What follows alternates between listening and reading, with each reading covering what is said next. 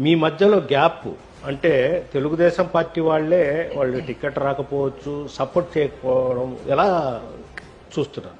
ఒకటి గాజు గారు, మనం బొల్లేని రామారావు గారిని నేను నెల్లూరులో కలవడం జరిగింది. నెల్లూరులో కలిసి ఆయన ఆశీర్వాదం తీసుకోవడం జరిగింది. ఆత్మీయ సమావేశానికి వెళ్ళాను. నేను ఆయనతో మాట్లాడడం జరిగింది. నేను తమ్ముడు సునీల్ ఇద్దరం వెళ్ళడం జరిగింది. రామారావు గారు కూడా సరైన టైంలో వచ్చి మాతో పాటు క్యాంపెయిన్ చేస్తారని నేను ఆశిస్తా ఉన్నాను. డెఫినెట్ గా జరుగుతుంది. అది నిన్న కూడా ఉదయగిరి ఇఫ్తార్ విందులో అయితే కనీసం తెలుగుదేశం పార్టీ నుంచి నాకు టికెట్ రాలేదు, మా సోదరుడు సురేష్కి టికెట్ వచ్చింది, ఖచ్చితంగా గెలిపించాలి, ఆయన ఇలా గెలిపిస్తే చంద్రబాబు నాయుడు సీఎం అవుతున్నాడు వాయిస్ ఎక్కడ లేదు. వారు ఎప్పటికప్పుడు ఒక నిర్ణయం తీసుకుంటారు, నిర్ణయం తీసుకుని వస్తారు, మళ్ళీ క్యాంపెయిన్లో పార్టిసిపేట్ చేస్తారు అనుకుంటున్నాను. వాళ్ళని విమర్శించే స్థాయి నాది కాదు.